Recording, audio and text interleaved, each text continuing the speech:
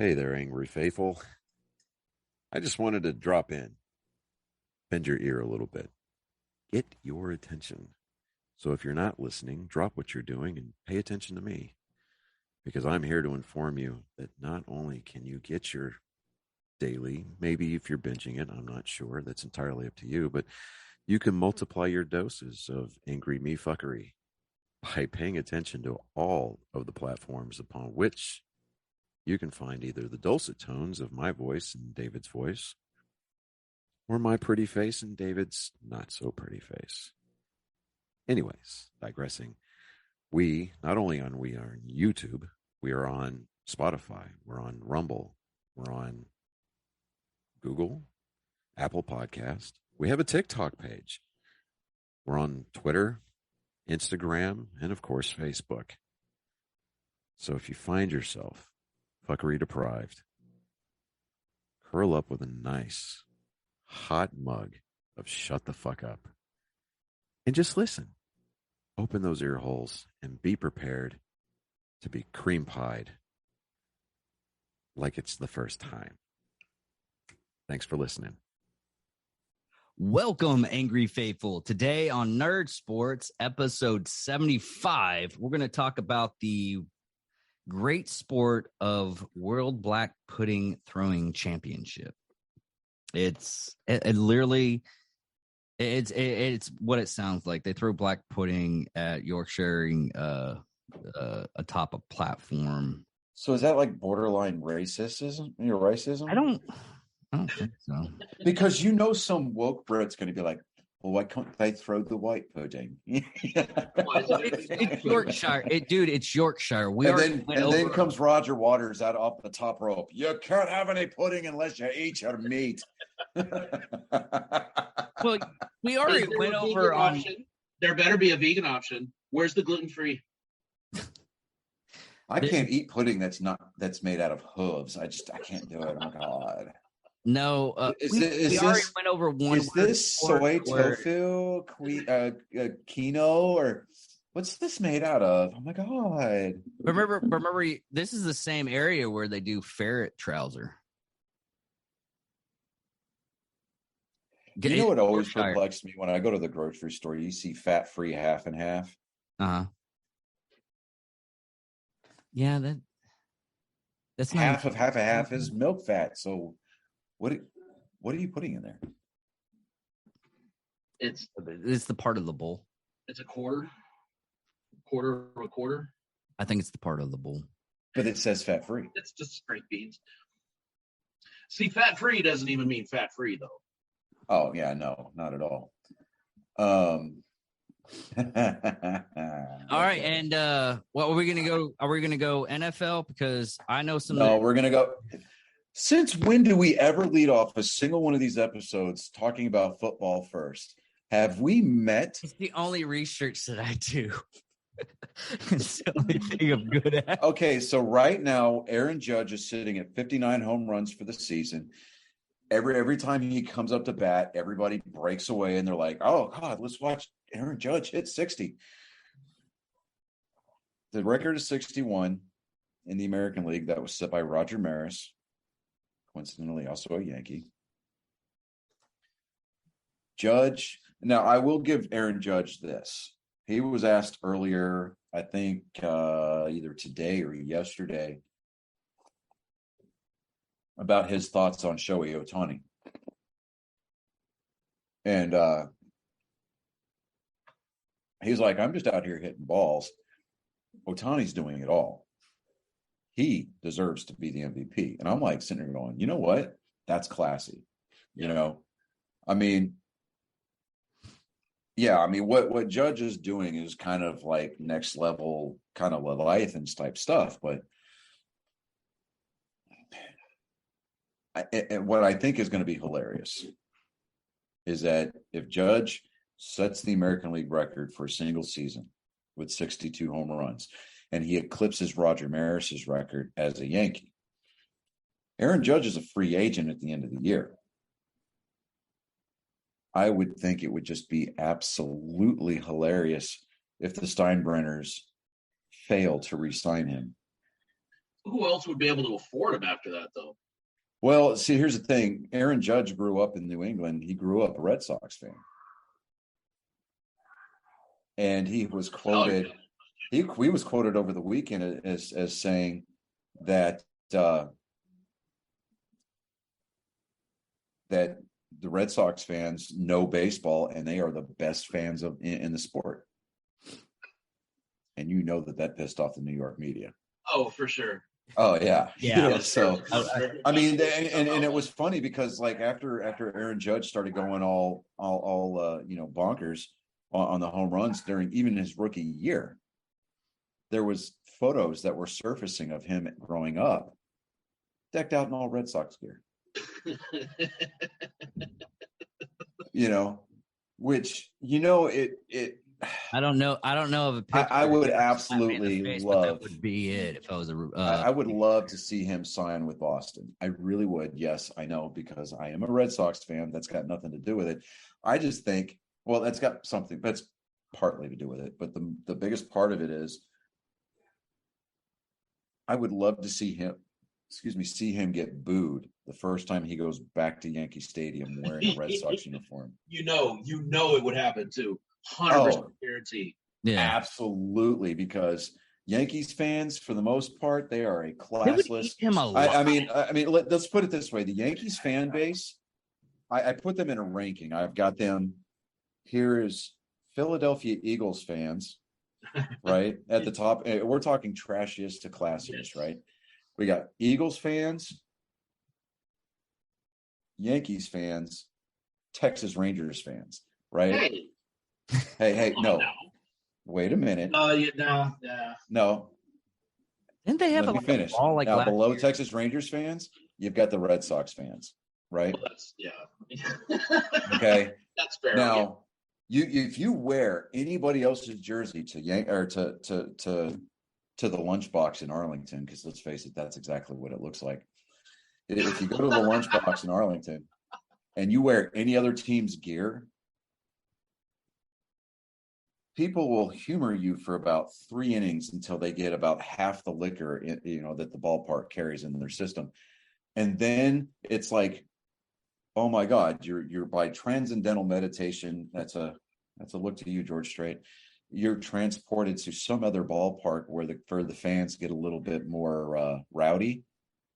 And they're like, oh, the Rangers are going to the World Series. And I'm like, where the fuck are you watching them from? I mean, it's like, okay. I'll give you, the Rangers fans are delusional. I'll give you that, because it's the same as being a Cowboys fan. It's every year. It's a great. We them boys. We going to the Super Bowl. No, it's a great season until that first game, and then the first game happens, and your entire season is just shot from there. But I will say, as a Rangers fan, going and wearing Rangers gear to Minute Maid with the Astros. Oh yeah, dude, it's that's brave. I did not feel that environment at all. Okay, so living down here, and I go to Minute Maid a lot more now. Because I'm like literally an hour from the ballpark, but it doesn't matter who's playing. I will always go with my Red Sox gear on, right? I've got a personalized jersey, the whole 9 yards. I get decked out, and I go. I don't care who's playing. I'm repping my squad.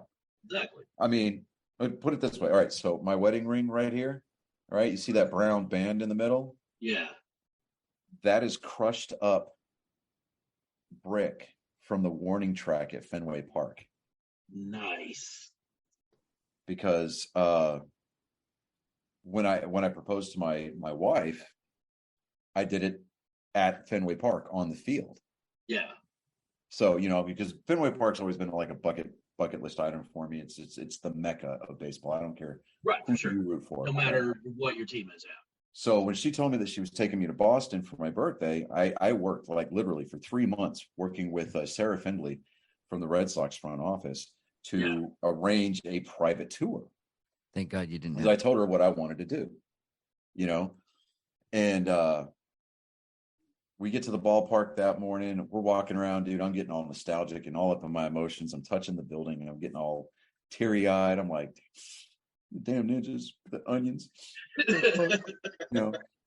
No, We- what we- gets me, I had to she- edit she- one of the she- episodes because he forgot the entirety of this being a secret and everything. And Oh my God. I was like, Johnny, are you fucking kidding me? Drop the ball completely. No. If you're going to tell the story, tell it right. Because I had to get on to you because I'm sitting there. I'm like, we're sitting there talking to each other, and I send you a message. I'm like, dude, I'm looking at you from across the table, going, So you, man. But I'll remember it the way I want to remember it. Yeah, you can have it, and I'll do all the hard work and everything. I'll bury the fucking body. How about that? You should be used to it by now. I am. It's so sad.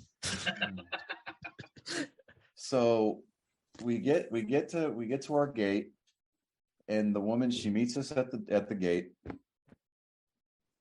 She's in on it. The tour guide's in on it.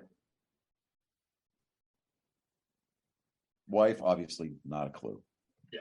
So you have to go through a metal detector. I've got the ring with me. I'm like, oh, fuck. So she comes around me from behind. I hand her the ring. I like pass it off, right? Yeah. I go through the metal detector. She goes around it.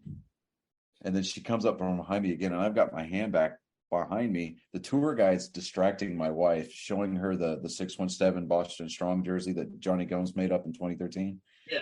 Because they've got it framed hanging on the wall. And she's like, oh, wow. And I hold my hand back, and Sarah drops the ring in my hand, and I slip it back in my pocket. Smooth, right? Completely ad-libbed. I'm just like, hell yeah. I'm getting goosebumps. I'm getting like, dude, I'm like getting emotional because the tour guide turns and he looks at me and he goes, all right, now's the part that you're looking forward to. Because she comes in, right? Sarah comes up to us and she's like, I just wanted to get some face-to-face time and let you know I got us 10 minutes of field access. Bro, I went from here, I'm up here, right? Yeah.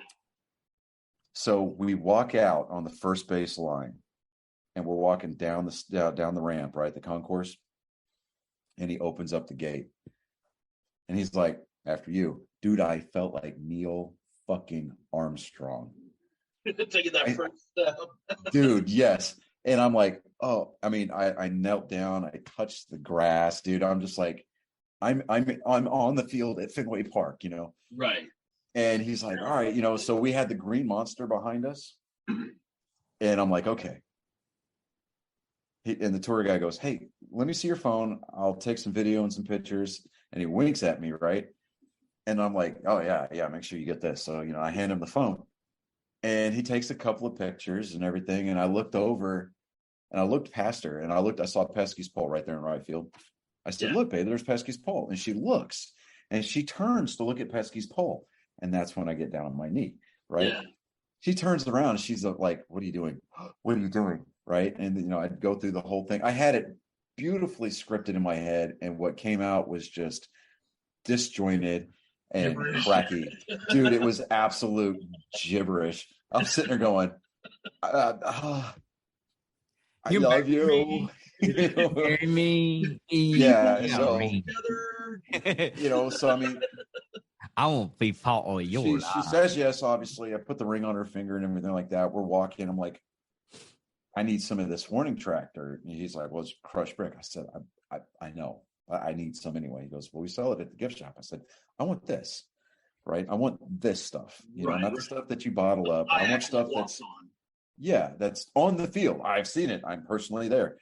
Okay. And so I grab a handful of it, stick it in my pocket, and like, and then I get it to my jeweler whenever we go to pick out our rings. And the designers of the rings were like, oh, that's cool. We want to do this, So I was like, so I've got the one of a kind, But anyway, so getting back to baseball, the Astros clinched the American League West yesterday. The New York Mets are going to the playoffs. They clinched a playoff berth for the first time since like 2000. I think it was like 7, or something like that. So it's been a minute. Well over a decade. Yeah. So let me see here. Dodger news, former MVP Stolen base leader Maury Wills died yesterday at the age of 89.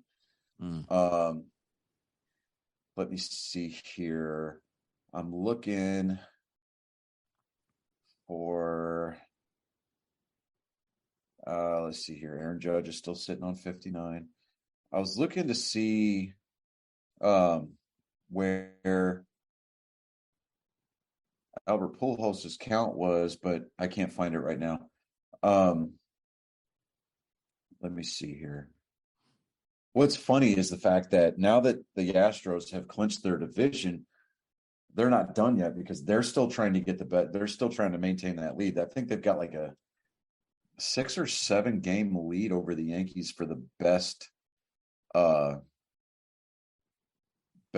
record in the American League, which would give them home field. So Yankees are 88 and 58.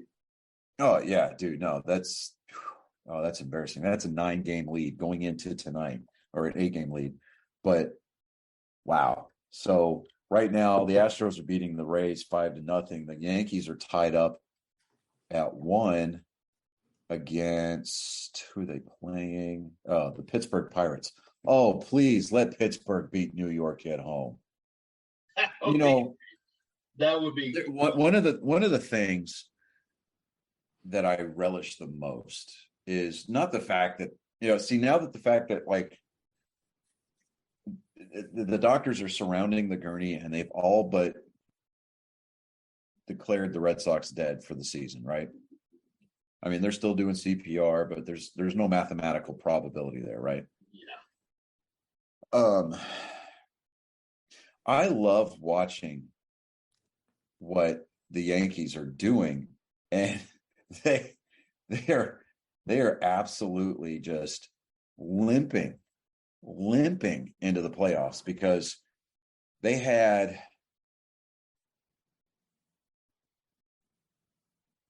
like a 14-game lead in the division at one point, and then they come rolling into the last month and a half of the season, and they just went on this just abysmal run. I mean, as it is right now, they're 6-4 out over their last 10. I mean, they're only 2 games above 500 on the road. Right. I'm just like, woo, wow. So I would love to see New York cough up the lead and lose the division and have to settle for a wild card spot. Because right now the Blue Jays are in second place in the AL East, and they're only 5.5 games back. Tampa Bay had this really huge charge coming into it, but then they kind of trailed off. And actually, the Red Sox they're eliminated. So they're officially eliminated. I'm looking at the E on the standings right now. So that's fine. That's got to burn. That's got to burn like fire. You know what? As a Rangers fan, I'm used to it by now. Well, here's the thing. I'm sitting there looking, and and I find myself in the unique position to be like every other Red Sox fan across the world, and look at our team and go, well, our offense is not terrible. It's pitching, right? Pitching. It's like you hear that soundbite, Goofy. Well, just put me in the butt, why don't you? I mean, our starting rotation, we got a couple of really good guys like Nathan Eovaldi, and then Chris Sale came back for like 2 games before he dislocated his finger. And I'm like, all right, would somebody put bubble wrap around this guy before he goes back out to the mound again? And then we still have James Paxton, who's under contract with us, but he hasn't played a game for us because he went under that. He had Tommy John surgery. Right. Yeah. And I'm just like, we signed that guy 2 years ago. Yep. What the fuck? And I'm just like, where's this guy at? And our bullpen is horrendous. And like Ryan Brazier, they didn't do any trade. Did they not do any trades this August? Because I thought they did, and did some trades that would have helped them out, and those trades aren't helping them out. We gave Christian Vasquez to the Astros as part of a three-way trade. Yeah, he was. And we got a catcher. We got a catcher from the White Sox, and I'm like, what the hell, So you want to talk about salty? Okay, so the Astros clinched the division last night. I still follow Christian Vasquez on Instagram. So I get a notification that he's going live. He's going live from the clubhouse celebration inside the Astros locker room. And I'm sitting there going, bro, I mean, I'm happy for him. I want to see him win. I want to see him do well. But I want to see him do well in a Red Sox uniform. Yeah. I'm not going to lie, But, all right, so the wild card has not been decided for the American League yet. I know that the Astros clinched a first round bye and they move on. They don't have to play in the wild card round. They move on to the divisional series. Right. Yeah, they've already clinched. So it's going to be kind of interesting to see how this all plays out. I mean, because you and I both know, Chris, that it's not the best team that always wins. It's who gets hot at the right time. Exactly. I mean, you look at the Braves. You look at the Braves last year. The Braves, they got hot, right? The last month and a half of the season, and they won it all. So, I mean, they just went on this incredibly huge hot streak run, and they weren't necessarily the best team. The best team out there on paper was the Dodgers. Right. And then when the Dodgers went by the wayside, the best team should have been the Astros. Now, much to my wife's chagrin, because she is a diehard Astros fan, and so is everybody else down here.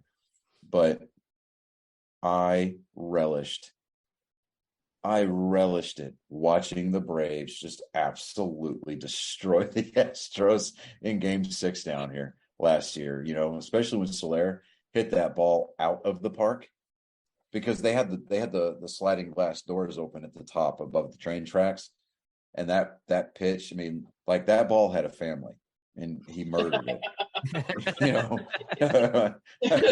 I'm just like, whew. All right, so now David's time to shine here. We're moving on to football news. All right. The biggest thing that happened this weekend in football was the fight on the Buccaneers Saints game. Apparently,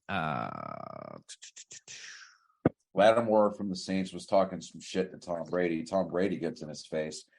The Tampa Bay offensive lineman shoves Lattimore, and then here comes Mike Evans off the top rope and just absolutely trucks Lattimore. And then he gets jumped on by like 5 other guys.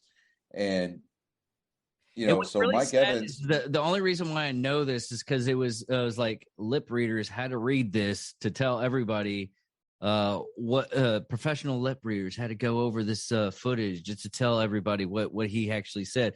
And I went over the footage. It's like, he said, Tom Brady, it's Tom Brady. What do you want me to do?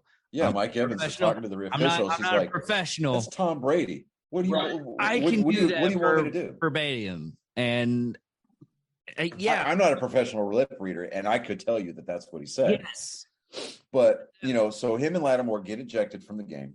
What is it? Mike Evans. Mike Evans was the only one that caught a penalty and a suspension. Yeah, he's out for one game, so for his role of the fight. But in all reality, though, and this is just my opinion, and he was sticking up for his guy. Yeah, and I mean, that's what his you're guy supposed to was do. getting. If any one of you guys, was about to get in a fight and everything, and I could do a Superman punch, no pun intended with the shirt, but if I could do a quick Superman punch going in, no question. I think he had that line planned. What do you think? I did. He did. I want to see his iPad. It's scripted in there. It's got to be. It's At one point in the podcast, mentioned Superman punch. Yeah. But in all reality, I would ask questions afterwards. It's like, why did I punch that guy? No. But that's how it would be. And that's Yeah, how but any like When you mark first my start words. development, though, you're not just going to stand back and let your teammate get bumped like that. Oh God, no. Right, exactly. So mark my words, though. This is going to be one of the more defining moments in the Tampa Bay season, and it's going to do more to bring them together and to solidify that chemistry that they may be lacking in other places. It's going to bring the entire team together. It's going to be kind of a rallying cry, so to speak. And you watch. I mean, Tom Brady's most likely headed for divorce. He's what is up with that? This is the first. Okay, so he gets Wednesdays off as a veteran / personal time. He gets a day off in the middle of the week, right? So okay. I think Giselle is just kind of tired of him playing football, and everybody's like, He look, only works like 5 months out of the year. Yeah, she didn't want him back in the first place. It's like, you were done, you were out. Yeah, and now you're back in again. Like, no, I've had it. This was supposed to be my time now. yeah. Well, see, and here's the thing. I mean, I get her side of the argument, but on the other hand, being devil's advocate, it's like, okay, you're getting what you want. You want him around, but do you want him being around and being miserable? Exactly. Especially if he still has some time left in him. Like, he's still. He's got plenty left in the tank. I mean, exactly. Those absolute, okay, so when he shows up in Dallas, he's never lost to Dallas, and he's throwing absolute missiles. Oh yeah. And then he goes into New Orleans last week. He's beaten New Orleans in the playoffs, but he's never beaten them during the regular season. Mm-hmm. He manages to pull that off. Now, the defense bailed him out, true. However, the offense still needs to show up. Right. And, so. I mean, they did show up kind of. A win is a win. Exactly. I mean, and Peyton Manning will be the first one to tell you that. I mean, the Super Bowl that he won in Denver, he was like, I mean, he even commented on it at the ESPYs when they asked him to host it. He goes, unlike Tom Brady, I do know what it's like to have my defense carry me to a title, And I mean, so it's like, okay, but I mean, at this point, does Tom Brady have anything to prove to the rest of the world? No.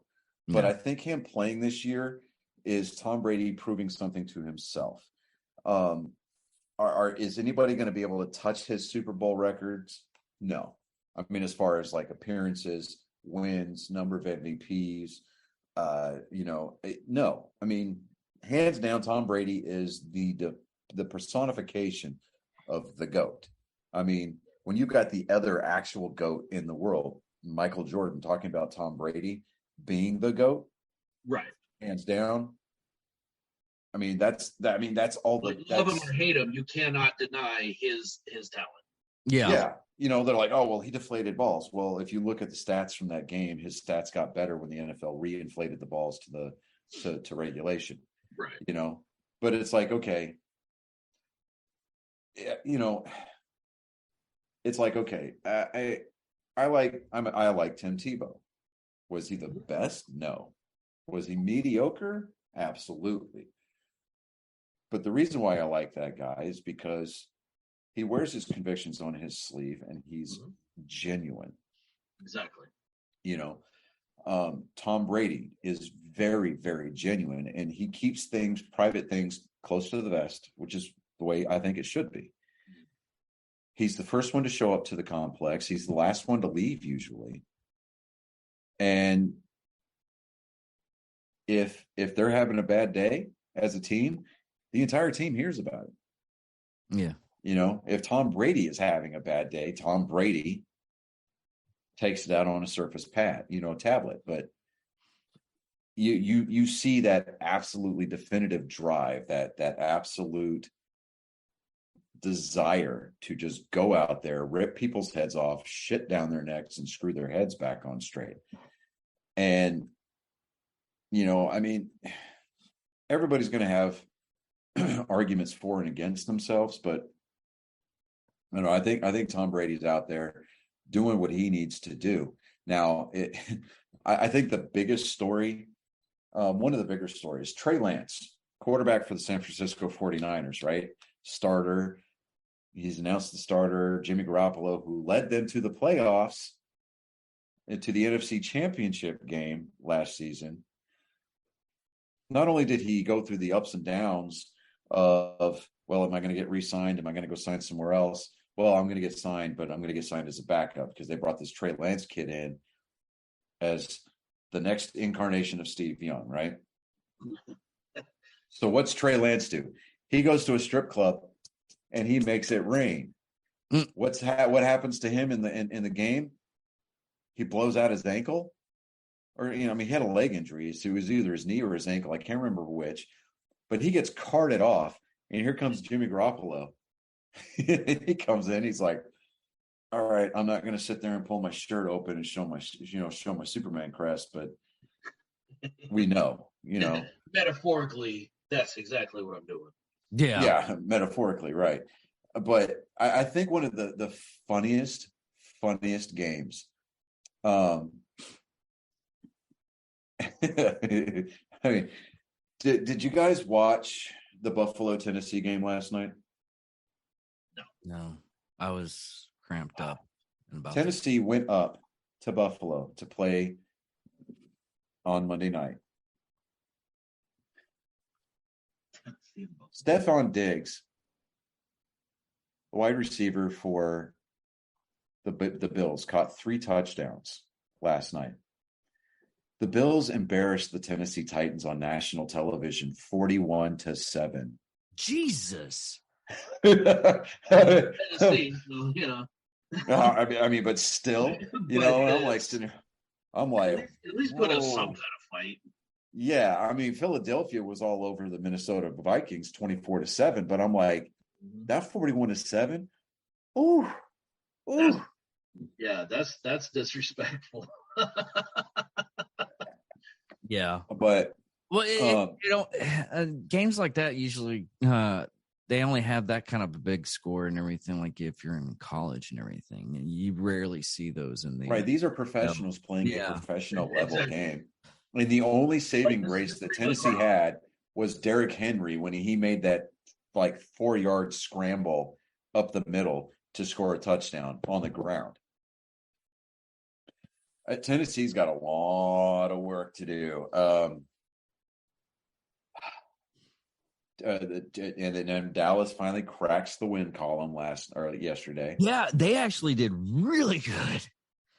And I was in the first half. Yes, they played the first half really good. Dallas, they either played the first half really good or the last half. They can't play the whole game. It's you got to pick or choose. It's a half. Now I'll tell you what. It was still 20-3. So well, here's the thing. I had Cincinnati to win this game just because Joe Burrow comes in off of a really bad opener.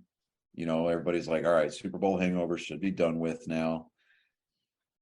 He got sacked, 6 times yesterday? Oh, yeah. Or Monday or Sunday? Yeah. 6 times. 3 of those, 3 or was it 3 of those or 4 of those? It's because Chris wasn't there. That's what it was. We didn't have any Black Rifle coffee there. That's what it was. Yeah. My bad. That's my bad. You should have left some when you left the first time. We do actually. We had the kiosks open upstairs. Yeah, I know. But I was just saying, we didn't give any to the team. That's where we fucked up. Which one of you fuckers spiked it? Yeah, exactly. Yeah. I have no idea what you're talking about. Yeah, but Micah Parsons, dude, I mean, he had 2 sacks. Yeah. Leighton Vander Esch had 1 sack. Dante Fowler had a sack. Dorrance Armstrong had a sack. I'm just like, ooh. There was a little kid in a wheelchair. He had a sack. Dude, I mean, they could have put Bobby Boucher in there. And he'd have done he would have done the Captain Insano, poke him right in the eye. But I mean, Joe Burrows. That is good. Joe Burrows Sunday afternoon, Joe Burrow spent more time on his back than certain females that you and I know, David. You know, I mean, we're not going to mention any names, but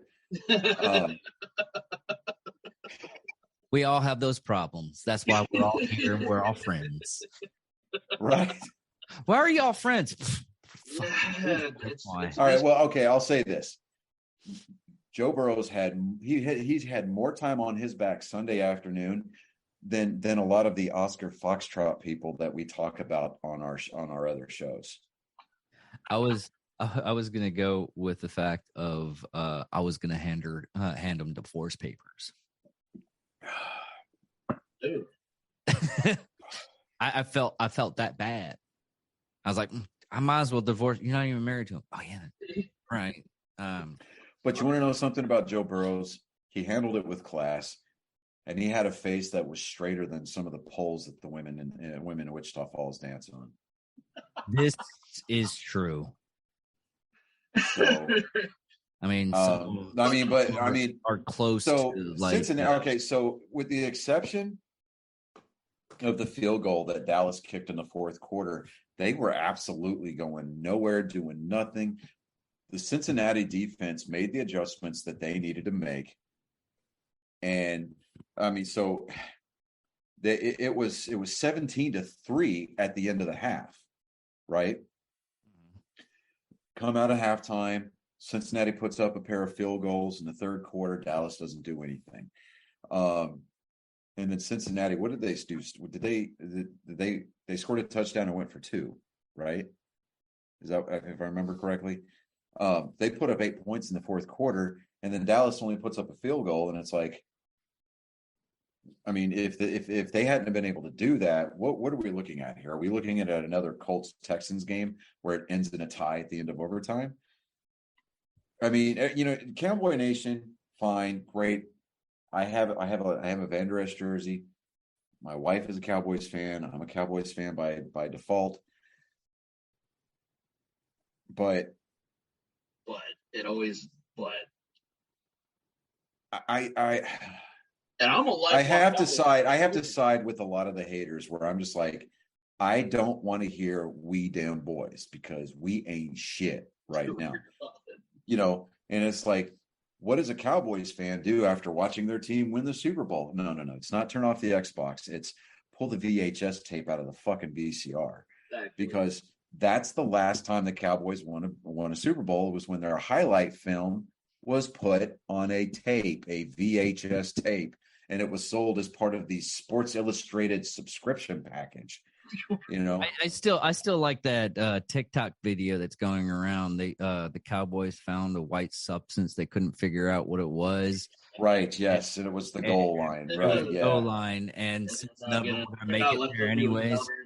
Yeah. It's like that. It's that old joke, right? It's the you know, this kid, he was beat and he was malnourished and he was kept in a closet, and then CPS comes in and they take the kid and his parents to court, and they're trying to figure out what to do with this kid. And, you know, so the aunts and uncles are just as bad as the parents are, if not worse. The grandparents all have like indecency with child, you know, charges. So that's a no-go.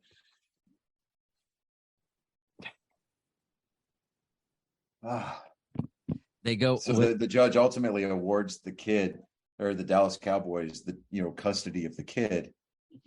They can't beat anybody. Because they can't beat anybody, you know. I mean, I've got a joke for the Yankees too. It's like, how many Yankees fans does it take to change a light bulb? How many? 0, because they're all too busy standing around talking about how great the old one was. And I have said that to Yankees fans at the ballpark, and they look at me and they've got that glint in their eye. They want to look at you, be like, motherfucker. But they look at you and they're like, you know what? Well, he's not. You're right. You're right. You're out of line, but you're not wrong. Or you know, she's a 10, but she's a Cowboys fan. And it's like, well, she's not expecting a ring, so you should be good. Right. Damn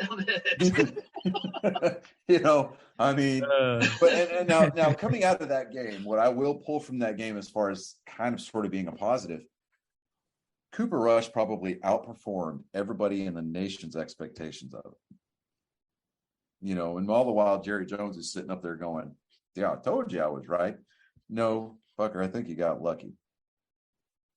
Because it was one of those things. I mean, I literally told you last week. I was like, I don't, because you picked the Bengals, and I was like, I could see it because Prescott is out because of broke hand. I think Chris has something to do with it. It's just one of my things. Now, I'm blaming someone that was actually doesn't mean all the bullshit is my fault. I do right you now. win. What's going to be interesting is it's going to see. All right, how do the Cowboys handle this? Because they're going to New York to the Meadowlands on Monday night to play the 2-0 Giants. That's a divisional game. I don't think Cowboys might not make that one. I mean, it depends on what version of the defense shows up with Dallas. Yes. If exactly. The defense that showed up that played last week or this past Sunday. Oh yeah. If they show up and Micah Parsons goes absolutely batshit crazy and he's got DeMarcus Lawrence along with him. If he's they were throwing packages. Now, Chris, did you good. see this where they were lining Micah Parsons and DeMarcus Lawrence up on the same side? Chris? No. You didn't see that? I didn't watch it. I did. I actually had my kids this weekend, so I didn't get a lot of. So all right, I get it. So you were doing dad stuff. You were doing hot dad shit, right? I got you. All right, hot dad stuff. Okay, all right. So I'm not going to put these picks on our Facebook page. If you want to write these down and post them yourself, David, go for it. I just don't want to take the time to do it, at least not in this half of the season. So we're looking at the Ravens at Patriots. Now, the Ravens ended up losing in a grand fashion. They had a huge lead against the Dolphins. The Dolphins come back and actually beat the Ravens. So they're 1-1 versus the Patriots, who are 1-1 also, because the Patriots finally cracked the win column against the Steelers. I'm going to go with the Ravens on that one. I agree. Now, the Jets, who also cracked the win column last weekend, are hosting the Bengals, who are 0-2. Now, I think the Bengals finally get their act together, and they're going to beat the Jets. I know, that's a little bit of a no-brainer. Of course. Now, the 0-2 Raiders at the 0-2 Titans. Now, if we ever wanted to have the textbook definition of mediocrity, okay, the offensive line for the Las Vegas Raiders cannot protect Derek Carr to save their lives this year. They proved it 2 weeks in a row, but I think that they're going to figure it out, and then they're going to beat the Titans in Tennessee. The Titans are going to go to 0-3. Raiders are going to win that game.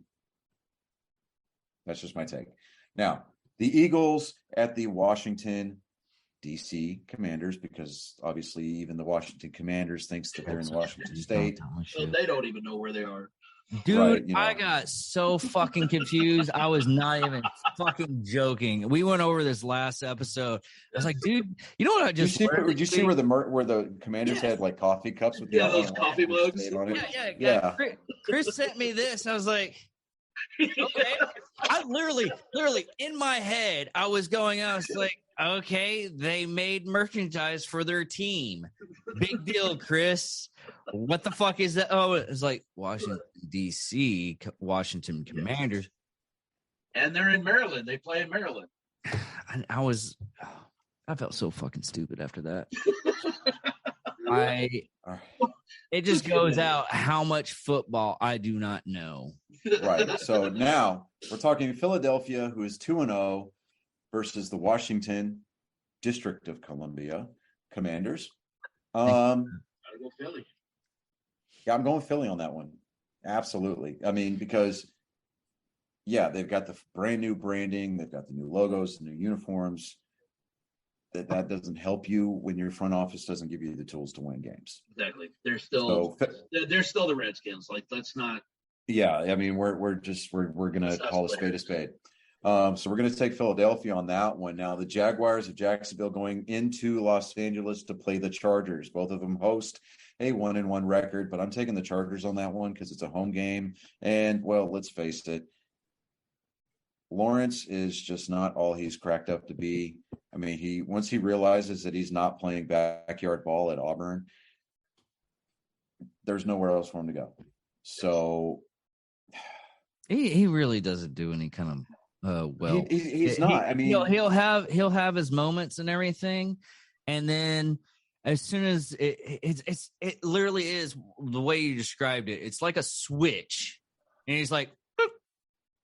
Well, I mean, he's lining up and he's trying to. I mean, he's decent. He does a decent job at recognizing defensive packages, lining up on the other side of the ball.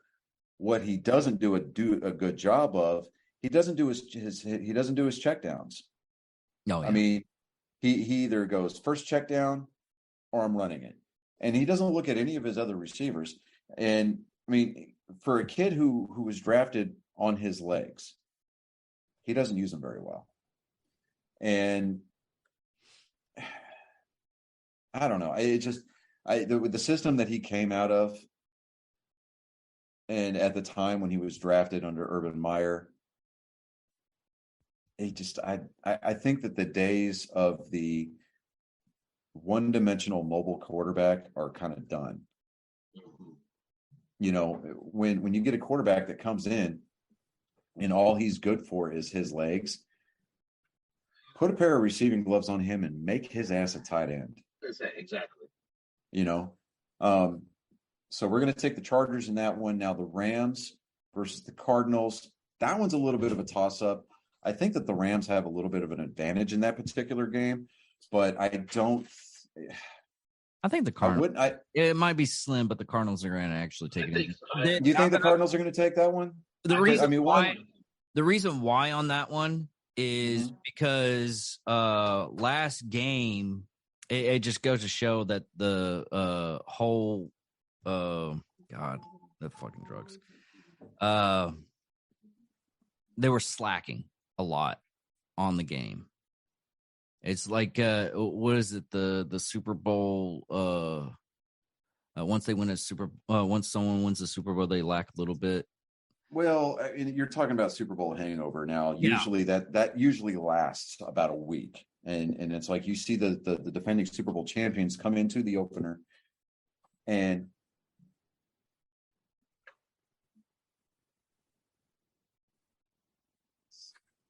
this is funny right here.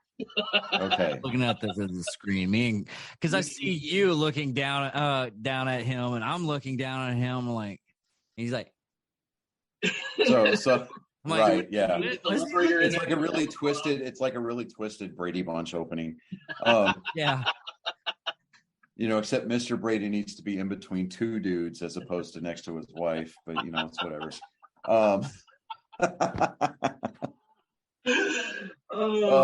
Then you see Alice, the maid. She's got over there. She's got a tourniquet on her arm. She's getting here. Like, Alice, what are you doing? Figuring out a way to put up with y'all, you know.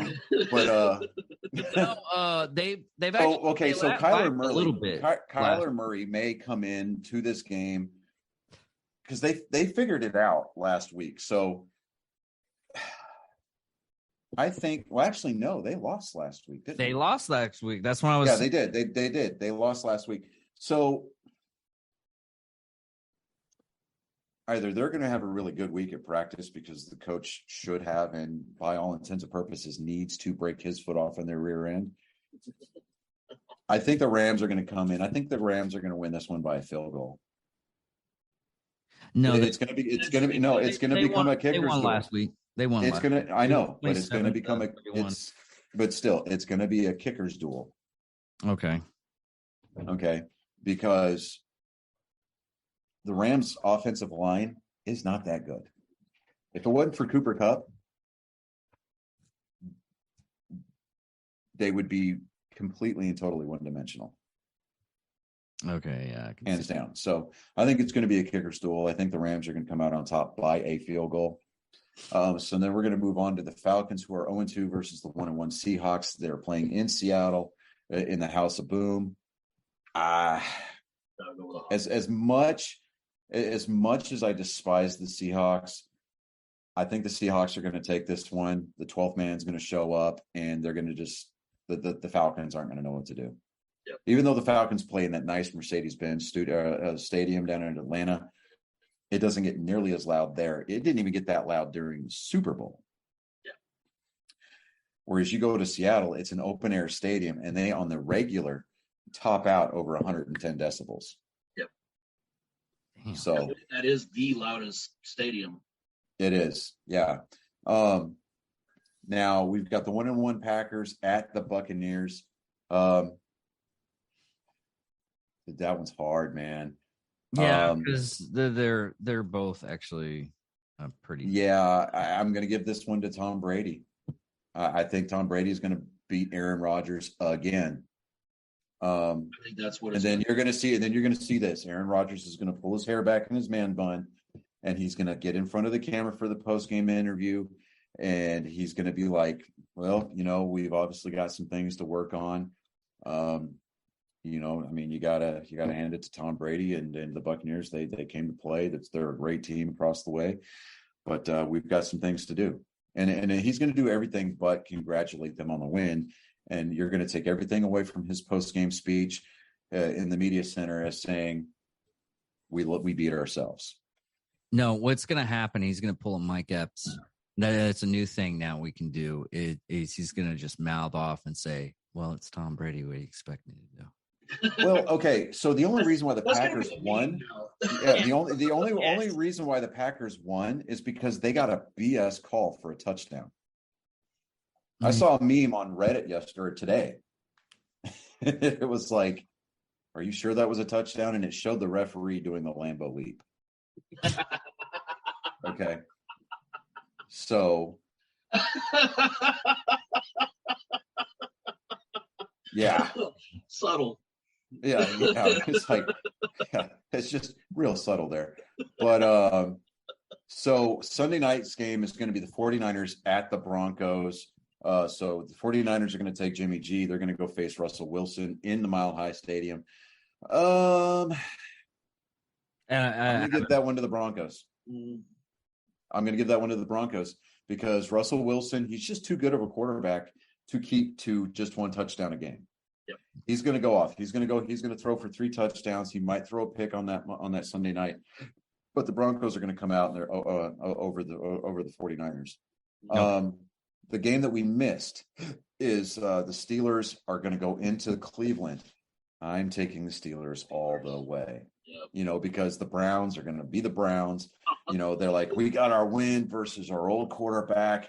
Well, your old quarterback didn't have an offensive line or a defense to come show up for him. And you almost lost that game. Yeah. So I'm going to take the Steelers. The Steelers are going to go into the doghouse and they're going to quiet the place down. In fact, by the third quarter, you're going to start seeing Cleveland fans leaving the stadium. Blowout. Mark it an 8, dude. Yeah. We don't the court. When's the court date for his? Don't know. Don't care. Haven't heard any updates. Well, actually, his appeal went to mediation. And remember, we had talked about this. Roger Goodell appointed a former New Jersey state attorney general, as the special counsel, who has acted on behalf of the NFL front office as special counsel before. Deshaun Johnson was suspended for 11 games. He went from a 6-game suspension to an 11-game suspension and was ordered to pay like $2 million. I thought it was 5. Or maybe 5. Yeah, it's like $5 million, but he's got an 11-game suspension. Did you hear anything about this? The John, what the fuck is his name? Watson? Deshaun Watson? Yeah. Deshaun Watson, yeah. Yeah, okay, so Deshaun Watson, he was a quarterback down here for the Texans, and he had like 24 different counts of sexual misconduct from massage therapists, right? the grand jury here in Houston failed to bring him charges, and they no-billed it because they didn't have compelling enough evidence, right? So he immediately leaves town, gets traded to Cleveland. Cleveland offers him like $250 million. Yeah, $250 million contract, right? Huge guaranteed money up front. And then somebody else steps forward, and then somebody else steps forward, and then somebody else steps forward. And even though there was no criminal charges brought forward, all these massage therapists and all these victims started filing civil suits against him. And then it started coming out that he was tampering, or that his lawyers were tampering, or something along those lines. And instead of settling out of court with these ladies, the NFL stepped in and said, all right, he violated the behavior, or the behavior and conduct policy. They suspended him initially for 6 games with no fine. And then he said, oh, I'm going to appeal that. He started the last game of the preseason. Got booed off the field, and then went to mediation, and his suspension went from 6 games to 11. So he's not coming back until week 12. Yeah. And when he does come back, if he's expecting to get the Michael Vick treatment where people are going to boo him but then cheer him on, because let's just face it, that's what people in Philadelphia do. He's got another thing coming, because Deshaun Watson's just a piece of garbage. I mean, he's a cockwomble. That's one of our terms. But I like so. All right, now before we get into NASCAR news, real quick, which there is some to go over, I am going to. You get to be privy to this, man. This is going to be great. I'm going to give my son a call, and we're going to do our favorite segment. So give me just a second here. This is a joke time with Colin.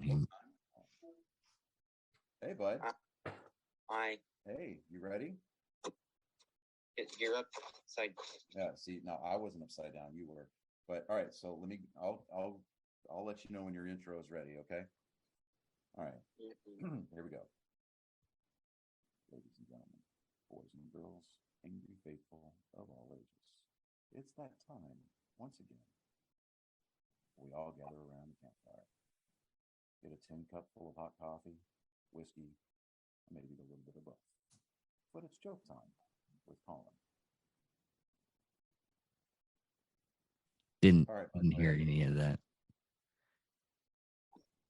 What's the difference between Paul Walker and Betty White? Paul Walker made it to 100 before he died. Oh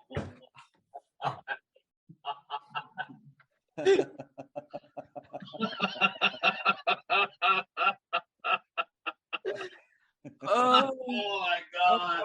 Fuck. He's not wrong. I mean, he's wrong. He's not wrong. I need the Dole. I need the Bob Ross bad. Okay. All right. Where did Colin touch you? It's right. Touched you. Right there in the whole damn thing. Right. Okay. Right there. Right there. Did he? It's right there. Yeah. All right, buddy. That was awesome. Did you have a good day today? That was a good one. That was good. Did you have a good day today, bud? Yeah. All right. I'll give you guys a call tomorrow, okay? Okay. All right. Love you, buddy. Love you. Later. All right, ladies and gentlemen, boys and girls of all ages. Are you using your laptop to FaceTime them? Yeah. Yeah, it's cutting off your mic, and for some ungodly reason, because it cuts off the mic because the FaceTime plays over the laptop speakers. Oh, okay. So you're able to still hear him, obviously, but until we get him set up on Zoom where we can bring him in. Yeah. But anyways, now the outro that was so rudely interrupted. Looking at you, David. Ladies and gentlemen, boys and girls of all ages, that is my genetic code on display for your eyes and your ear holes.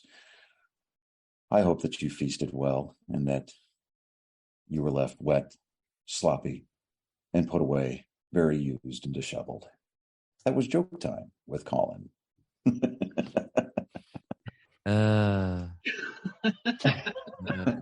think I would. That's literally my genetic code on display, everybody. That's awesome. That's fantastic.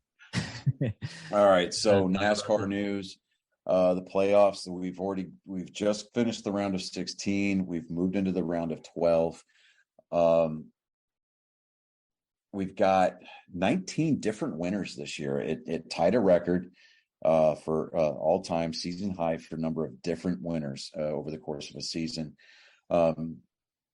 Oddly enough, the first 3 rounds of the playoffs, the first 3 races of the playoffs did not see a playoff winner or driver win a race.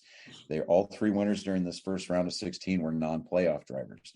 Now, does this count towards their career total? Yes. Does this help them out as far as moving up in points? Yes, but they don't get to race for the championship. Okay. So remember, after when the playoffs start, it's only the top 16 drivers in points and wins. They get to qualify for the chase. Yeah. Okay. So Christopher Buescher from Texas won the Cup Series race at Bristol on Saturday night. It was a Saturday night Bristol under the lights type race. Man, Chase Elliott was charging hard. I thought he was going to pull it off. If he had maybe a couple more laps, he might have pulled that off. But man, that was a good race to watch. Kyle Busch made his announcement. He is leaving Joe Gibbs Racing at the end of this season, and next year is taking over driving responsibilities for the number 8 car for Richard Childress Racing. Oh, wow. Yeah. So, and on the Xfinity side, the Black Rifle Coffee driver Noah Gragson has won 3 races in a row. He has been tearing it up. Oh, he has been on fire, and I love this kid. And about 2 months ago, 2.5, almost 3 months ago, I mean, people were talking about how he was immature, and he was getting. I mean, he was at Road America over there in Virginia, and he deliberately wrecked somebody and it cost him points. And Kelly Earnhardt and Dale Earnhardt Jr. pulled him aside at JR Motorsports, and they were like, "Look, bro," and they had to talk with him. And I was listening to it, and I was listening to Dale Jr.'s download earlier this week, and they were talking about Noah Gragson, and he had even made the observation. He was like, "Look, man, I mean, here you are, like this kid, even like 2 months ago, was just like, what are you doing? Intentionally wrecking people. Now, I mean, he looks more cup ready than any of the other drivers." Yep. So, and I just hate the fact that he shotguns White Claw. Because Dale Jr. when Dale Jr. went to the he shotguns the 300s before the race. He's got to come back down somehow. So yeah. He's got to counter effect. Right. Yeah, exactly. So, but because I mean, Dale Jr. was like, "You're going to drink this beer with me," and he's like, "I don't like beer." Well, I don't care. Hold the beer up like you're drinking it. We're getting this picture. He says, "I got my picture." Just do the Steve Austin thing and just let it run out. Yeah. Yeah, just it's exactly. Yeah. But I mean, it's just White Claw. I mean, at the very least, drink like it's Busch mostly latte. water. It's mostly water, anyways. Right? Get a Coors Light. It's basically water. Oh, I tell you what. And you need to talk to Evan Aver about this, or whoever is in charge of creative design. But come out with an alcoholic coffee beverage. I mean, we're all down for it, of course, and they actually do. So, actually in the stadiums, at the Cowboys Stadium, they actually do alcoholic drinks out of those kiosks there. Oh, see, then they need to package that. They need to market that. For sure. Sell it to the grocery store. Yeah, I mean, it's bad enough that Black Rifle stuff is put in cheaper bags and it's sold Well, at Walmart. they also have like Yeah, I have no comment on they also have like lead slinger too. Yeah, well, that belongs to JT. Yeah. Linslinger is JT. Yeah. But there's as far as like under the Black Rifle brand, yeah, they need to have, even if they do 100%, like a hard coffee. Yeah, hard coffee. Do a hard coffee seltzer or something. I don't care. Get into that market. And then that way, whenever Noah Gragson wins a race, he can shotgun that at the end. He could shotgun a Black Rifle, hard drink, hard coffee on national TV in Victory Lane. And finally, like somewhat of a man. Right. At least make it a hard as fuck from the drinking bros. Yeah, because there's still like anything but White Claws, man. Mike's hard lemonade even would be better than. But I mean, I would love. I don't know if you've got any inside information on this, Chris. But like, okay, so let's just say that Noah Gragson qualifies for the championship race in Phoenix. I'm willing to bet that not only does the owner of Bass Pro Shop show up in Phoenix, but I'm willing to bet that Evan, JT, Matt, they're all going to fly out there. Because if they've got a chance to stand in championship Victory Lane, I don't see their schedules and all that, but I would be very surprised. I can almost guarantee we would probably end up having an events team out there, and then having them somewhere in the winner's circle would be hell yeah. I can see JT I'd doing. be very surprised if they didn't ever show up. I can see JT doing it only because he's really into. I mean, he's a fucking. Dude, I can see JT wanting to get in the pace car, man. That would be awesome. Have JT sit in the pace car. Did you see that Justin Nunley or whatever? Yeah. Okay. Did you see his NASCAR TikTok from over the weekend? He was in the pace car at Bristol. He didn't get to drive. So the NASCAR official is driving, and he's like, "Don't touch the radio. Don't touch the radio." And Justin's over there going, "Well, Aaron Tipton said Aaron Tipton's not driving this pace car. I am. Stay off the radio." And I'm like, oh, I know where he was going with that. Because there's a song Aaron Tipton had out. Is "It Ain't Nothing Wrong with the Radio." And because I would halfway expect him to get on the radio and be like, "Listen, did you know?" that's what I was expecting when he turned it on, to have his voice come out of it and say something stupid like that. That was but I would love to have that. He's actually a Black Rifle Coffee, so I could see him. Yeah, he's wearing his. Yeah, he wears this shit all the time. Yeah, he wears that stuff all the time. He wears Bucky stuff all the time. Yeah, and I'm like, this guy knows. I think he's where is he at? I forget. I thought I've found out. I would love to find out if he's down here anywhere. I would. I would absolutely love that. I know he's in Texas. Because I just don't know if he's in the amount of Bucky's gear he's got. Yeah, but I mean, for a guy that, like his videos, they weren't in the car. It started out like, "Hey, honey, do you want to hear a joke?" And she's like, "No." He says, "I don't really care."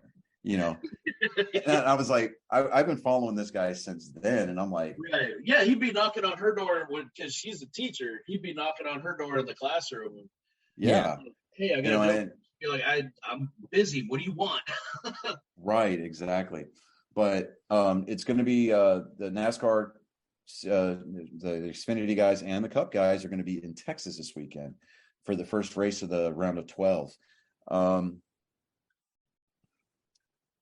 Man, I wish I had tickets to go. Too. That's dude. That's gonna be rough. Yeah. The cars to be the drivers.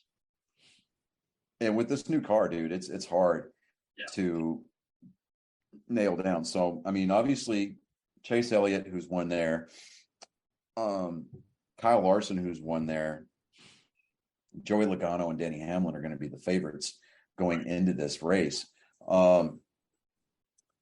Now, I think, if I'm not mistaken, I think Joey Logano is not in the playoffs anymore. I think. Let me verify that real quick. Well, since Oh no, Joey Logano is second.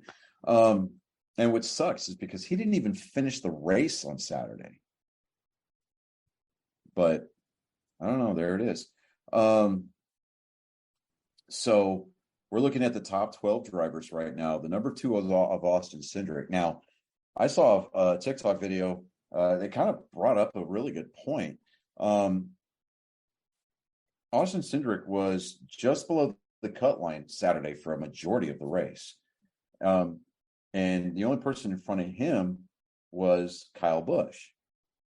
Kyle Busch had to retire because his car broke, right? And there was really no way for Austin Cindric to advance in the playoffs unless the cars started dropping out of the race, right? So what's Joey Logano do? He's safe. He's already considered advanced, right? Something mysteriously happens with his car and he has to retire. He pulls it into the garage. So that takes one more car off the track. That advanced Austin Cindric up one more position and put him above the cut line and eliminated Kyle Busch from the playoffs. Really? So Penske's out there manipulating playoff races. Sounds like it. But you're not going to be able to ever prove that. You really can't. You can't. Even if they were able to prove it, I don't know that NASCAR's got any rule that says anything about it. Other than the it's almost as bad as going up to work and he's like, you know what? Most of that stuff's already done. I'm going to go ahead and jet and go home. Yeah. You're still going to pay. You're still going to pay. But we've got Austin Cindric in 12th. Daniel Suarez. That would more or less be a sponsored type deal because he's not out there doing the sponsorship, driving around and everything like that. So it would again. That goes back to having to prove it. Now they do record all of the in-car audio via radio communications, but what's not monitored by NASCAR are the private channels that the teams use exclusively. Because they've got 2 different radios in those cars. The scanner channel that the fans are able to listen to is monitored by NASCAR, and it's also recorded by NASCAR, but the teams also have a private channel as well. Yeah. Now, unless you know what those private channel frequencies are, you're not going to be able to hear it. Yeah. So, it would more or less have to be he would have to fuck up royally. Yeah, he would have had to have a hot mic moment or something like that. But Daniel Suarez, he's in the 11th spot right now. Alex Bowman, who drives the 48 Ally Chevy for Hendrick Motorsports, he's in the 10th position. Chase Briscoe, who drives the 14 car for Stewart-Haas Racing, he's in 9th. You got Ryan Blaney, a Penske driver who drives the number 12 Menards Mustang. He's in the 8th position. Christopher Bell, I'm kind of excited and happy for this kid. He had a great car for a majority of the night on Saturday. Just the tires went away and something broke. So, the way that the speeds that this new car is allowing these drivers to carry off into the corners is putting a lot of load on that back right rear tire, and it was causing a lot of tire issues over the course of the race Saturday night. Danny Hamlin, who is the Joe Gibbs entry, he's in the number 6 position. William Byron, who drives the 24 Liberty University Alaska Camaro for Hendrick Motorsports, he's in the 5th position. Kyle Larson, your defending champion, is seated 4th right now. Ross Chastain, who drives the number 1 car for Trackhouse Racing, he's in the number 3 position. And then you got Joey Logano, who I could care less about. I am not a Logano fan at all. I'm more of a Kyle Busch fan than I am a Joey Logano fan, and I'm an Earnhardt guy. Hello, right? So he's in the 2nd position. Then you got Chase Elliott, who drives the number 9 Hooters car for Napa Camaro for Hendrick Motorsports. He's seated 1st right now. And see, whenever the new rounds start, they reset those drivers' points to like the 3,000 point mark, and whatever bonus points that you get for stage wins, stage finishes, victories. A victory guarantees you an advance into the next round. Finishing positions, things like that. That's how they dictate the pecking order going into either the next race or the next round. But I really think unless in this round that's coming up, the round of 12, it has got a very, very diverse set of tracks. So let me see here. So we're at Texas Motor Speedway. It's an intermediate 1.5-mile track, right? We're talking 24-degree banking in the turns, pretty flat backstretch, and then you've got that dog leg left, front tri-oval, right? Going into after Texas, they go to Talladega. Talladega, 2.5 miles, 33-degree banking in the turns, straight long backstretch. The backstretch is almost a mile long by itself. And then you're coming out of turn 4, you've got a short little straightaway before you hit that front tri-oval. And the start-finish line is almost all the way down there to going into turn 1. Talladega, restrictor plate track. And that's kind of a misnomer. They don't use restrictor plates anymore because they don't use carburetors. They use fuel injection on these cars, but they do dial back the airflow on these cars, reducing horsepower to keep the speeds at a more safe distance, safe limit. But still it's so you've got an intermediate track, a super speedway, and then the last race of this particular round before they go into the round of 8 is the Charlotte Motor Speedway road course, or the Charlotte Roval. And the way they call it the Roval because they use the road course on the inside part of the track, but that also comes out onto the back, up onto the racing surface itself. And they spend just as much time distance-wise on the track part that they do as they do the road course part.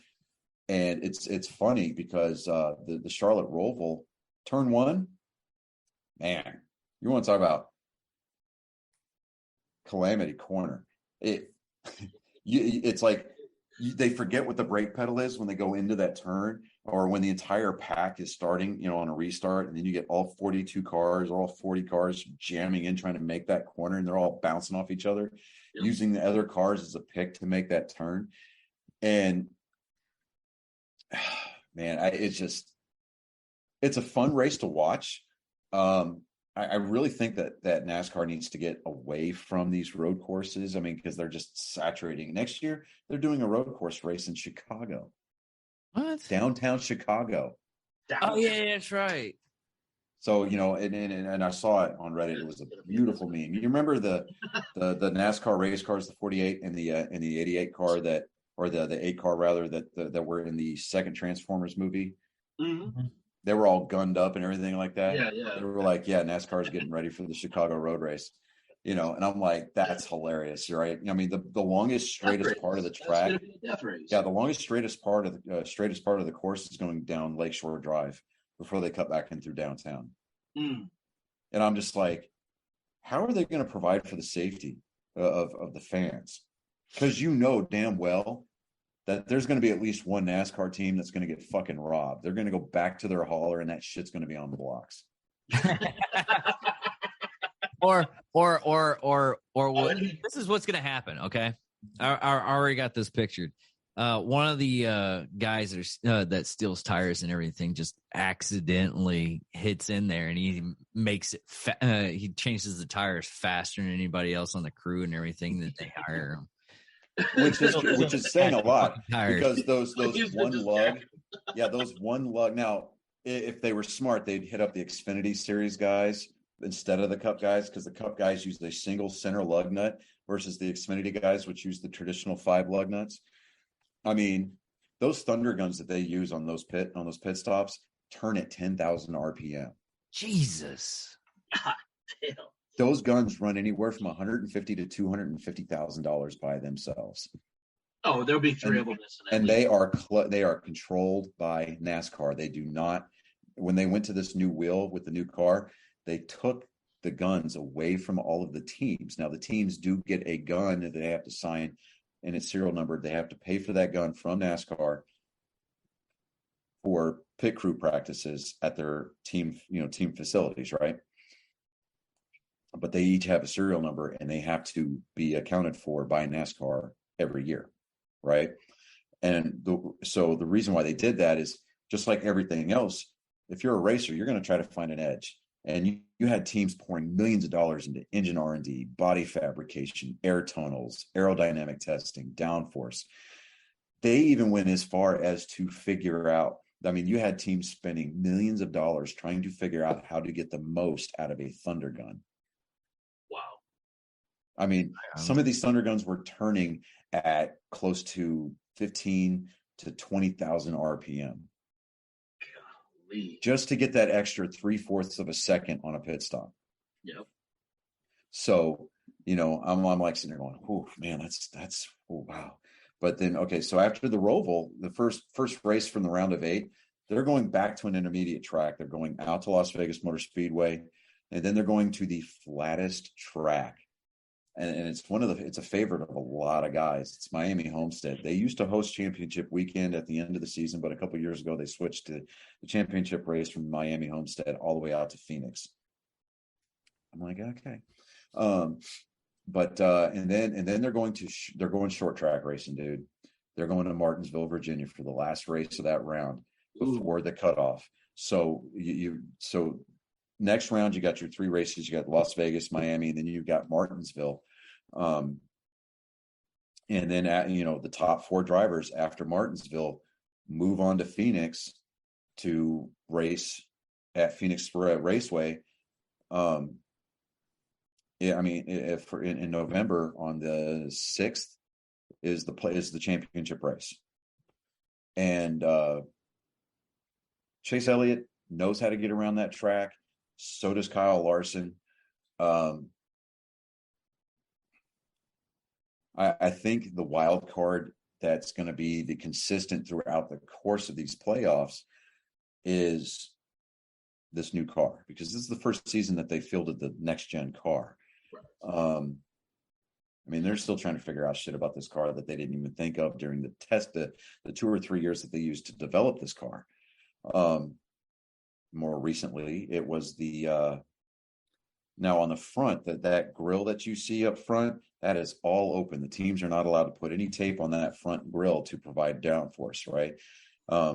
What that front grill serves to do is it serves to have air move through the car over the brakes to help the brakes cool. It's also the bottom of that car is completely enclosed. It's a carbon fiber shelf that completely encloses the bottom of that car. So you got a lot of airflow that goes through there. And they've got these diffusers on the back of the car that help provide downforce, right? And it makes the air more turbulent behind the car. It helps discourage things like bump drafting over longer distances and things like that. Yeah. So what was happening, Kevin Harvick, they were at Darlington, and his car caught on fire, like straight up burned, right?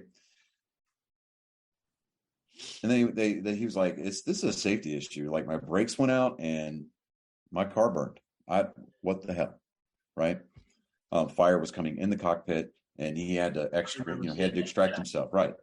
So what they did is they went in and they figured it out. They took that car to the tech center in Nashville and in Charlotte, and they examined the car. They tore it apart, and they were like, all right, why did this do what it did? And what they found out is that rubber debris, chunks of rubber that are coming off the tire, right? And it's just laying on the track, usually at the top of the track, sometimes at the bottom of the track, depending on what groove the guys are running at. It's getting in that grill and it's being pushed, right? So it comes in through the grill and then it goes out, right? And it goes out and then along the door panels of the car. Now, what it does is that air passes through a fan that is there that fan's designed to cool the brakes, right? Because they got these huge brake packages on these cars to get them from anywhere from 200 miles an hour down to pit road speed, and it's got to happen very quickly. So they have to run big rotors, big pads, big calipers, right? And that all that heat's got to go somewhere. And so to help dissipate that and to keep the brakes from popping beads on the top on the rims, they got to cool the brakes. So what that fan started doing is it started picking up some of these chunks of rubber and blowing it onto the exhaust headers. Oh shit. Yeah. So what NASCAR decided to tell everybody to start doing is, okay, you still can't put anything over that grill, but we want you to put a plate just behind that grill that is higher than the bracing of that carbon fiber shell, right? So what that does is that gives the rubber a place to build up right in front of that plate, but it's still high enough where the rubber can't build up and go over, but the air still can flow. So they're going to continue to learn and they're going to continue to hone and I mean, they're not going to pass over things because NASCAR, since Dale Earnhardt Sr. died, Adam Petty, with the Ryan Newman wreck a couple of years ago at the Daytona 500, they're constantly trying to improve the safety of these race cars. So that became instantly mandatory. Every team had to have that on there. And so, I mean, the drivers are starting to point out other inconsistencies and other concerns with the car and stuff that's not necessarily safety minded, but it's more of a, hey, we understand why you wanted it this way, but it's making the racing A, B, and C versus what you intended. Right. And so, like the rear splitter, it's like incredibly stiff. And I mean, for those cars, they had to have,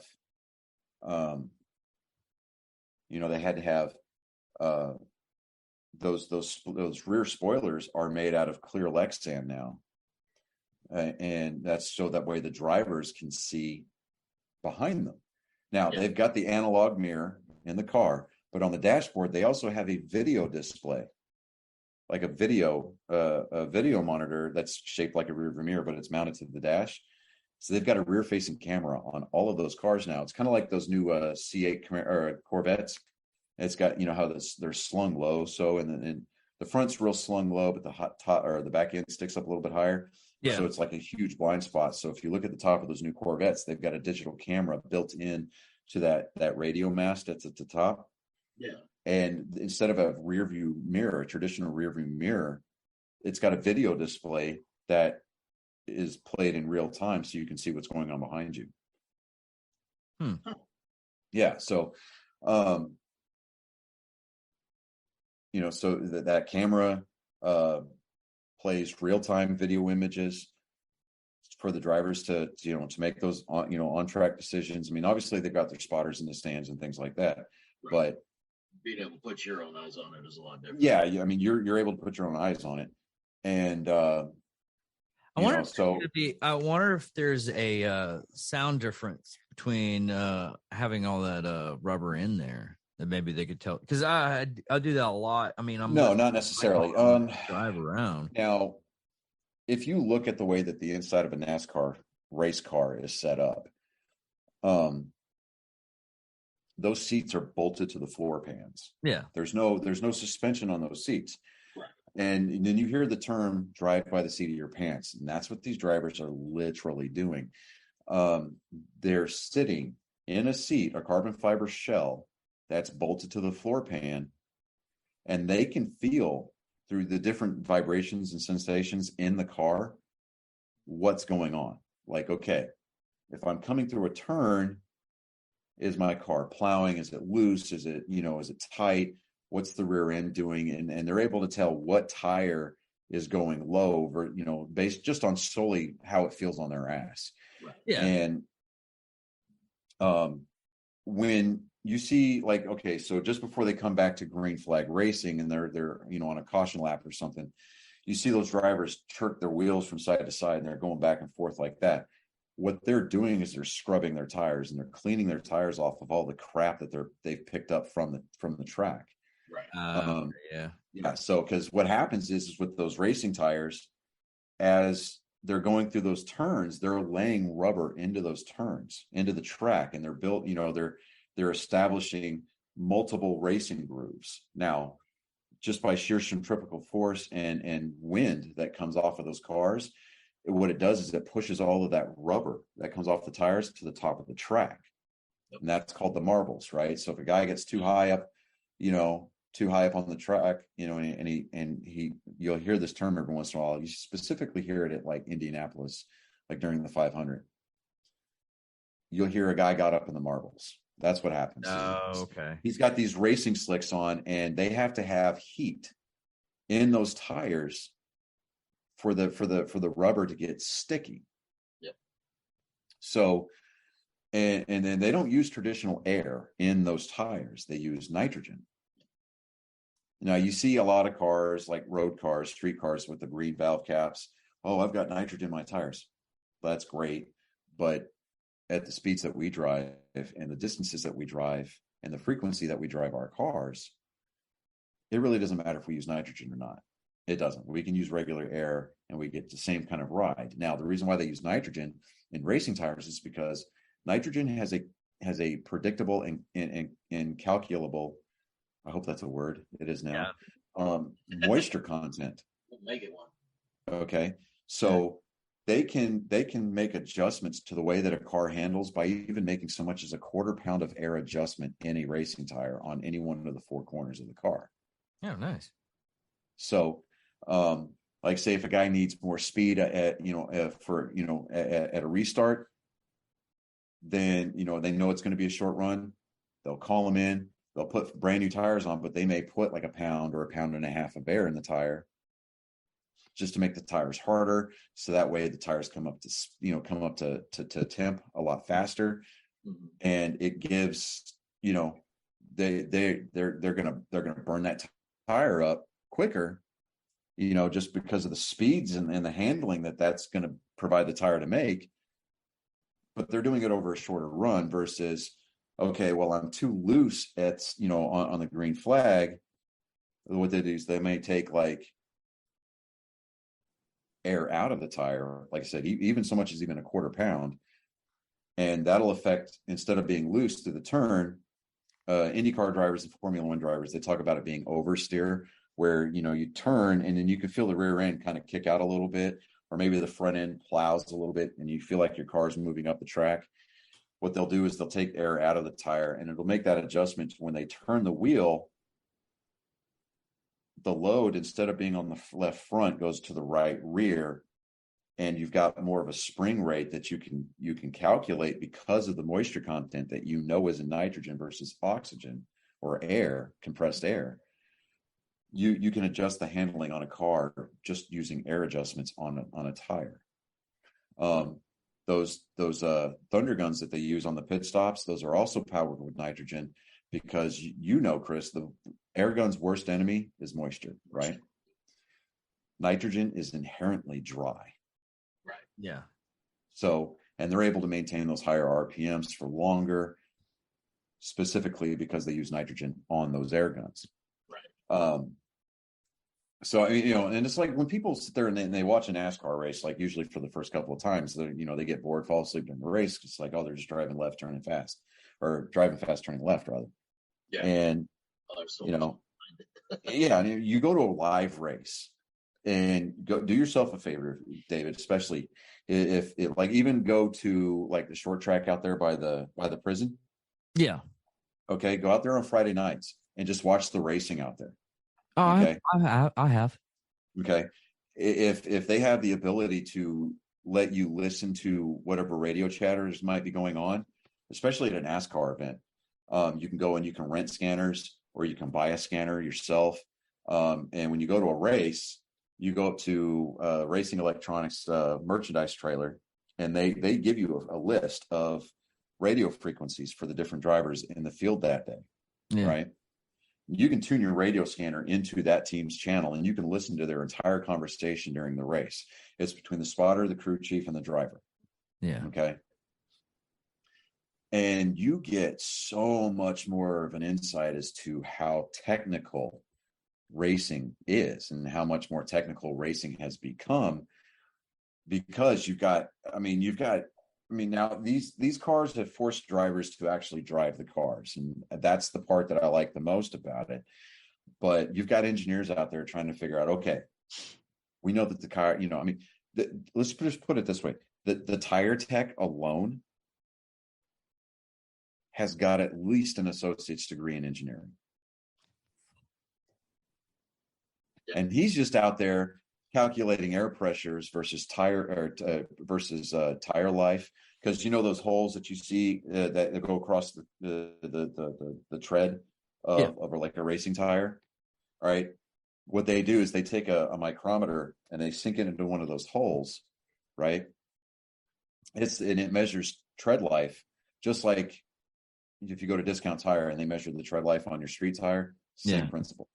Now, what they do is they'll go out there with a blowtorch and a scraper, and they'll burn off the marbles across that pad, across the tread, so they can accurately measure how much wear that tire had left. Okay, yeah. And based on what the tire's doing, they may be able, they can make adjustments to make the tires last longer. They can tell the driver, hey, your right rear is wearing out faster than the other three. So, here, based on your lap times and how far you are out ahead, you may be able to slow down through that particular corner, make better lap times, and not wear your tires out as much. Try to find a different line. We can adjust the handling. Instead of riding the top, you can maybe ride the bottom a little bit. It's less of a load on your right rear tire. I mean, there's a lot of different things that go into it. You can hear the driver complaining about the car. You can hear the driver complaining about other people on the track. Hear the spotters talk about how, their door bumper clear. You got a guy up high. You got a guy down low. You got a guy you hear a lot of talk at like restrictor plate tracks like Daytona, Atlanta Motor Speedway now, and Talladega. They're talking about like, okay, well, you got the outside line and the inside line. They're coming. You might want to go ahead and make a move. And there's just so much that goes on over the course of a single lap. And then you put that over the course of 500 or 400 miles or however long that particular race is, and it takes your enjoyment of that racing experience up to another level, because now you understand that, we know on TV that it's a team sport, because without the pit crew, without the crew chief, that driver's out there going to run out of gas, right? But the driver does a lot of the work. I mean, the driver does a majority of the work. He's out there making moves on the racetrack. He's the one actually wheeling the car. He's the one that's giving the feedback to his crew chief so they can make the appropriate adjustments to make that car the best that they can make it over the course of that particular race. But I've been watching NASCAR for years. I've always been an Earnhardt guy. I on Sundays watch that black number 3 go around the track with my dad. And then Junior started coming up through the ranks and started rooting for Junior. And then when Senior died, obviously Junior is my boy, right? And now that he's in the Hall of Fame and, he's got his own race team on the Xfinity side, listen to his Dale Jr. download. I'm telling you, man, it's informative. It's eye-opening, and it's just overall, it's entertaining. It really is. We're trying to get someone from his little group. Yeah, I'm really working on that. I don't know, maybe you could help us out, Chris, because I know that you don't work specifically for the brand itself, but they do sponsor the number 9 car. So maybe, you could point me in the right direction, because I've sent an email to JR Motorsports to try that approach. Well, let's get a little bit of clarity on this. What it is we want to get a lot of information of the new but renewing of racetrack. What's the racetrack called? Oh, North Wilkesboro. Yeah, they're bringing back North. They had a North Wilkesboro used to run. It was a regular part of the schedule back in the 90s, and then the racetrack just kind of died. Right, NASCAR left it, and it was starting. It was being grown over.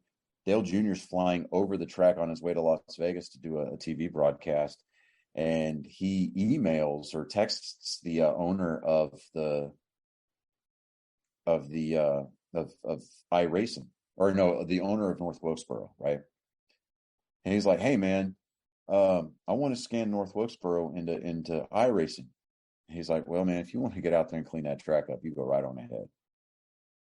And so Junior tweets out on Twitter on his normal feed, "Hey, we got this opportunity to scan North Wilkesboro into iRacing. We just need some help." So they set up a date, and people showed up. It was wet, rainy, it was miserably cold. It was in February. They went out there with weed eaters, wheelbarrows, front end loaders, and they cleaned the track off. Right? I mean, there's guys out there with blowtorches blowing, burning stuff that was growing up through the track. And they scanned it into the game, and it was one of the more popular tracks that was like being downloaded and raced on. People were like, "Man, this is awesome." And then so Dale Jr. decided to run a grassroots movement, got a hold of the owner of North Wilkesboro and said, "Hey, let's bring this track back to life. Let's get some racing done on it." And it culminated with a month of asphalt racing at North Wilkesboro to be capped off with a Cars Tour event that Dale Jr. himself was going to race in. It was a super modified event. Yeah. Right. Or a street stock event. Right. And Junior gets out there. I mean, he announces that he's going to run his number 3 Sundrop car that Junior Motorsports is going to field, because they've got a driver, 2 drivers in the Cars Tour. And so Junior gets out there and he's like, "Man, I'm nervous." He hadn't run a modified in 20 years.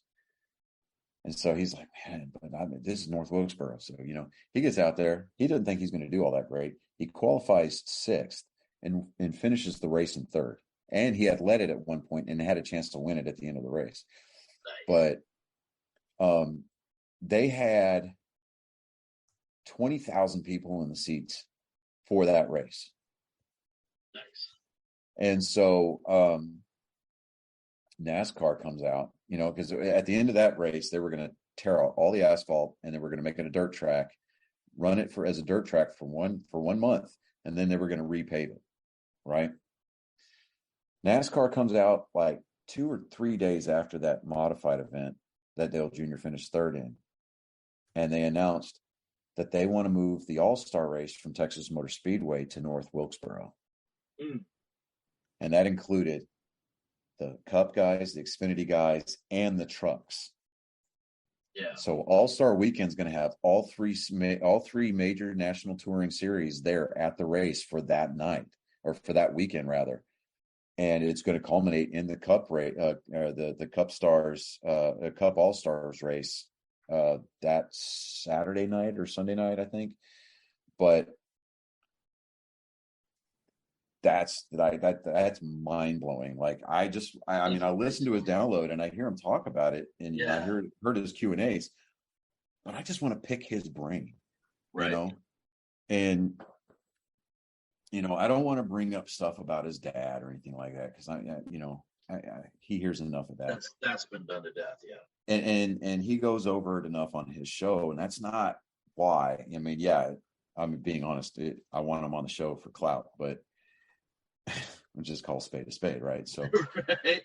But I want to pick his brain about this, because.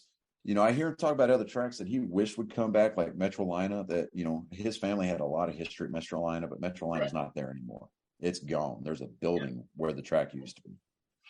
But like, I just want to pick his brain. I just want to kind of get not so much inside his head, but I want to be able to just talk with him and to me, that would just kind of be like, it would be kind of along the same lines of maybe getting like David Ortiz to come on the show, kind of a thing. It's like top tier. top tier. You know, we're talking legends of the sport. And I mean, Dale Jr. may not be the GOAT, but as far as NASCAR racing is concerned, that's reserved for his dad, Richard Petty, and Jimmy Johnson. The only 3 7-time champions, you know. But I mean, I rooted for the guy for as long as I can remember. And I've been an Earnhardt guy for as long as I've been watching racing. And I want at least somebody from JR Motorsports to come over, maybe even Mike Davis, who's his co-host on the Dale Jr. Download, to at least zoom in, you know, kind of a thing. And, you know, but I don't know if you know any kind of ways to get to that back door. Hey, fine. I'm not putting pressure on you. I can start, you know, asking around and see if there's something I can help out with. For sure. Absolutely. Bring that on. I mean, there's a whole group of people in your company that's done black bag fucking things, right? And there's David coming in from the I top mean, if row. we're talking black ops, like we can make that happen. I'm not. I'm talking about the going into a van, grabbing. All I'm saying is, I know some guys. So that would require both of you getting on a private plane and flying down here to an undisclosed location. You know, like they pull up in a van at a beach house down there in Surfside Beach, and you know we've got a beach house, you know, where we got the internet and everything. Like, they rip the burlap sack off his head. He's like, man, where the hell am I? Like, my daughter's both my kids got school in the morning. Like, it's not like I know how to do it, but one, you don't use a plane. Right. Tail numbers are too identifiable. 2, you rent, and you make sure you rent with cash, or you know, some other. You just steal a car. Knowing who we know owns the company and what he used to do for a living, I'm sure that he can. I am more than sure that he can make those types of calls to get air travel included. I mean, he did. I'm not saying he's the guy to go to. I'm not saying he's the guy that'll get things done. But David and I did have an idea for a brand new Black Rifle coffee product called Cream Pie, and nobody ran with it. Okay. In the old days, and the artwork on the bag would have been a coffee bean with some like cream dripping out of the crack in the bean, you know. Dude, in the old days, that probably would have flown. But now we're proper and we're on the New York Stock Exchange. You know, we got eyes on us. We're the kinder, gentler Black Rifle now. Right. Remember that one time? Although we do have an ECS called the Beaver Destroyer. So, you know, you never know. That was actually pretty good. That was a good one. That was a good one. And then this latest one, we had the Black Magic. I've changed my billing address twice since I moved in my new house, and I've 4 times I've gotten an email from Black Rifle talking about how there's a problem with my shipment, and I'm like, everything works right. I don't know what's going on. I've gone into the app like several times. Have you called in to customer service? You have to call them in, dude. Okay. Well, I will call. Knowing my luck, it'll still be that. It'll be that one guy that I get all the time. That he's a White Sox fan and he gives me shit for being a Red Sox fan. No, give me when we're done here. Send me your info. Give me your the email address that's on there, and I will. I know people in customer service. I'll reach out to them. Okay. Yeah. So yeah, after we complete filming or whatever, I'll give you the 411 on it. But but guys, it's coming up on 9:30. I've got a jumper in the door, and I'd like to go take care of that. Yeah, and I gotta piss, and everybody knows right now that if I don't take a fucking piss, dude, you've got a bottle right there on your desk. Dude, I don't want it to shoot through the goddamn fucking bottle. We'll just hear. You've been smoking that you're gonna pull. Yeah. Are you gonna piss that hot, bro? I mean, no. Or is it just because you're like a pressure washer? The smaller the opening, the hotter the jet. Yes. Well, with that, you know, he's running the sandblaster now with the pebble in there. He's running the red tip. That's what he's doing.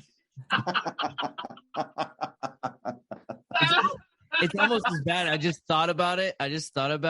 Is if I do have if I do have the water bottle and I'm using the water bottle and everything, and I just and you just hear. I was like, "What was that suppressor?"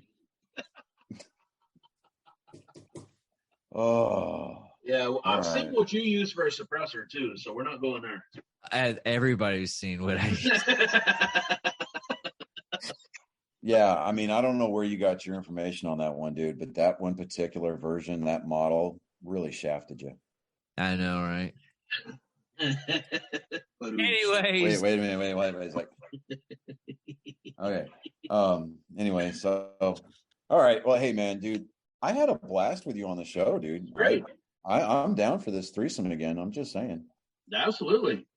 I've already told David, like, anytime you guys want me on, man, just reach out to me. If I'm available, I'll jump in. Like, absolutely, man. I have fun. All right. Well, and that being said, I'm Johnny Skelton. I'm David Dickerman. I am Chris Jacka. And you. One last thing is go ahead. to help out Chris a little bit since he's on the show. Go to brccfund.org. Donate to their fund there.